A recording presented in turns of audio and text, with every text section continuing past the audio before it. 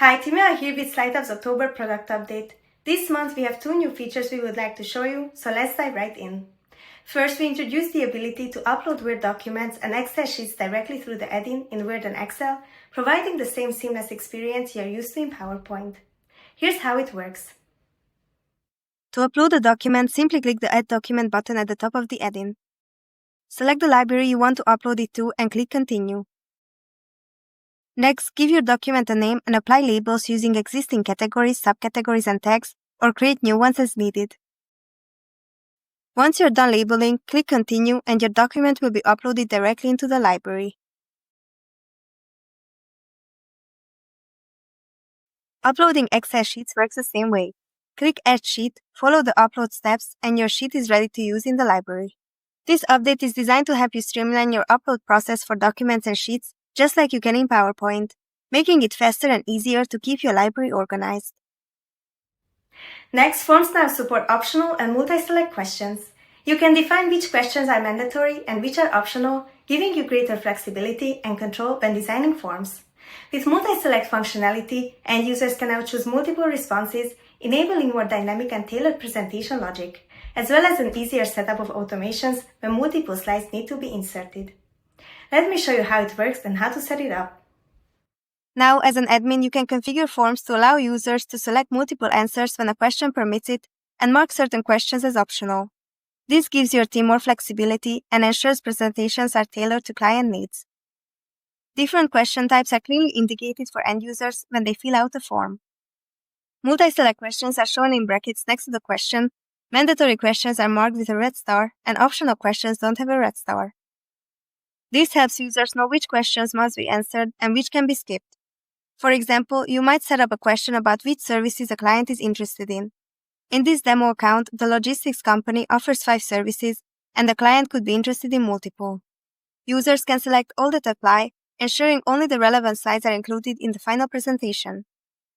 Mandatory questions must be answered for the file to be downloaded, while optional questions can be skipped. After filling out the form and any other placeholders you've set up as an admin, like a logo placeholder and standard client name placeholders, your team will receive a personalized presentation containing only the slides relevant to the client.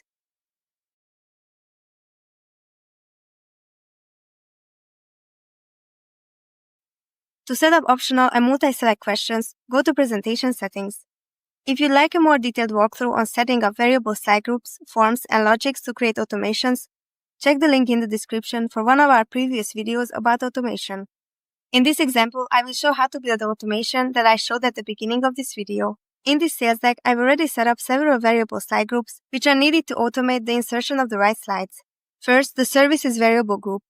This includes 5 services the company offers, like air, ocean, land freight, and warehouse management, and a digital platform. Next is the risk and mitigation variable group, which includes all risk slides for each service. When a service slide is selected, the matching risk and mitigation slide should be automatically added.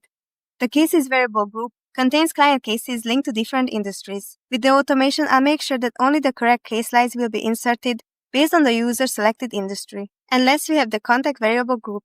This contains regional contact slides that can be inserted as needed or left out.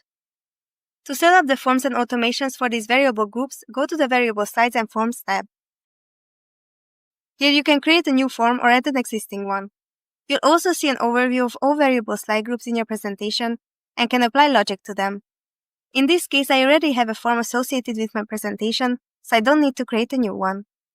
With the new update, you will see 2 toggles next to each question, one to make the question optional and one to enable multiple selections. Simply toggle them on to activate. For example, I want my team to be able to select multiple services, so I'll toggle on multiple selections. For the industry question, I want my team to answer that, but only to be able to select one answer, so I won't toggle any options. The contact question should be optional, so I will toggle that on. Once the form is set up, you can start applying logic to variable groups. For the services variable group, since a client might be interested in multiple services, I want all relevant service slides to be inserted. To set up this logic, hover over No Logic Yet next to the variable group and click Add Logic. You can add an existing logic or create a new one. Since no existing logic fits, I create a new one. Rename the logic for clarity using the pencil icon, then click Save. Next, select the associated question, in this case the question about services, and choose one answer, such as ocean freight. To insert multiple slides using a single variable group, select Add Slide to Group. Then choose the slide corresponding to that answer. Repeat this process for each service, and make sure to always select Add Slide to Group. Please note if multiple slides are inserted, they appear in the order set within the logic. You can reorder them by dragging and dropping using the gray line icons on the top left of each logic.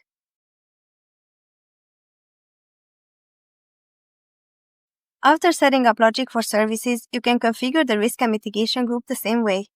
Since multiple slides may need to be inserted, I've also used Add Slide to Group here to ensure all relevant risk and mitigation slides are included. For the cases and content groups, only one slide per group should be inserted. To achieve this, use the Use Specific option when building the logic, which allows you to insert a single slide per variable group based on the user's selected answer. For example, in the Cases group, slides are linked to the client's industry, and the logic is set up that based on the selected answer, the correct case slide will be inserted automatically. Once all automations are set up, you can test them by clicking Preview. This allows you to see exactly how the presentation will appear for end users. Select different answers, fill out any additional placeholders, and download the file to confirm everything works as expected. In this example, all the selected service slides have been inserted, and no context slides were added since the optional question was skipped. This update helps admins streamline the automation setup, ensuring that the presentations are tailored to each client's needs. By using optional and multi-select questions along with variable slide groups, your team can create more personalized, relevant, and efficient presentations with ease. And lastly, for our tip of the month, Luke from our customer success team will show you how to create presentations quickly from existing slides directly in your SlideHub library. Hey, I'm Luke, a customer success manager here at SlideHub, and today I wanted to show you how to create a presentation from existing materials in your SlideHub library as an admin, instead of creating it in PowerPoint itself, saving an entire phase of the workflow. This would make sense for you as a user in use cases such as building mini versions of larger decks of materials that you already have uploaded, or say for creating different versions of an existing deck, such as a variation on a sales deck. We're starting in SlideHub's demo account, Acme Logistics, a logistics company that uses SlideHub for its best practice slides. We have in here the full guidelines for this company, and then the best practice across company introduction, services, case studies, and so on. If we were to look at presentation level, we can see all the presentations in the tool, and we can see that there's a deck which is all services and all risks related material. But as an admin, I want to create a deck that is just about our services specifically. So how I would do this is I would go to Manage View. Now we're in the Manage Assets backend, and I can start selecting slides from the library to create a presentation. I think it makes sense to start with some company introduction slides. So I can choose the title slide here, and then I want to include about us, the text, and then also the numbers. So we've got 3 selected so far. And then if we go to services, we have service related slides here, and then the risk related slides regarding the services. So I just want to include the services in this presentation. So I choose the overview, ocean, air, land, warehouse, and then the digital platform of the company. So now we've got 9 slides selected.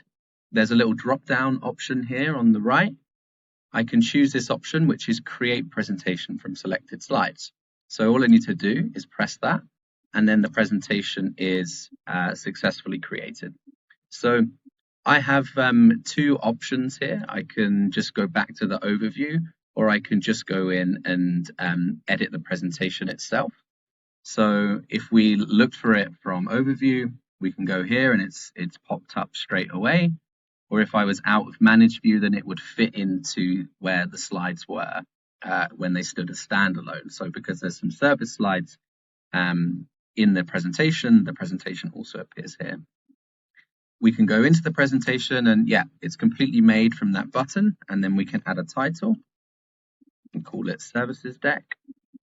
And I think this presentation shouldn't be in company introduction, but it should be in services. So I can click update. So yeah, super straightforward. You just select the slides, create the presentation from scratch on the library itself, and then you can just slot it into the categories and give it the title you want. Thanks for listening and have a good day. That's it for this month's update. Thank you so much for watching, and we hope the new features and Look's tip will help you save time and work more efficiently.